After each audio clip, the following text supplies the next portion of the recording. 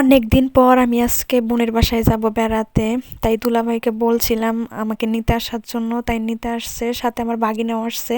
এই দেখেন, বাগিনাটা কিন্তু অনেক দুষ্ট। ওকে দেখে তো মনে হইতেছে যে হয়তো ও অনেক শান্ত, কিন্তু না, আপনারা যেরকমটা ভাবতেছেন আসলে সেরকমটা না। ও অনেক দুষ্টুমি করে, ঠিক আছে, অনেক দুষ্ট। তো ভাইয়া আসলো, তারপর আমরা থাকি হচ্ছে মোহাম্মদপুর, আর ভাইয়াদের বাসা হচ্ছে কোনাবাড়ি।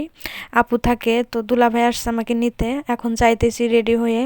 এই তো রাস্তায় আছি, তাও যাইতে অনেক সময় লাগবে। রাস্তায় জ্যাম থাকার কারণে আমাদের আসতে প্রায় 2 ঘন্টা সময় লাগছিল। এই তো রিক্সা দিয়ে আসার পর কিছুক্ষণ পর কিছু দোকানে নেমে কিছু নাস্তা পানি খেলাম। আবারও বাসে ওঠা লাগবে, তারপর আবারও রিক্সায় যাওয়া লাগবে। জানেনই তো মোহাম্মদপুর থেকে কিন্তু কোনাবাড়ি কিন্তু অনেক দূরে, তারপরও অনেক দূরে। তো এই তো এটা রাস্তার মাঝখানের কিছু অংশ ভিডিও করে নিয়েছিলাম। এখন যাইতেছি, যাইতে যাইতে তারপর অনেক সময় লাগছে। তো বাসে এখন উঠলাম।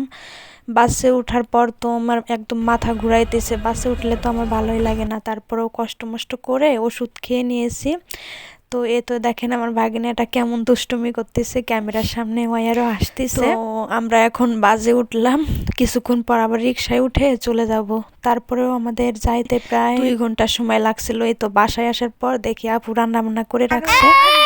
দেখেন আমার দুষ্ট ভাগিনাটা কিভাবে কান্না করতেছে। এখানে আমরা সবাই এখন বসে পড়েছি। আপু তো আগেই রান্না করে রাখছিল। তো এখন সবাই খেয়ে নিলাম। কবুতরের মাংস রান্না করেছিল আর শুটকি ভর্তা দিয়ে। সবাই ভালো থাকবেন, সুস্থ থাকবেন, আল্লাহ হাফেজ।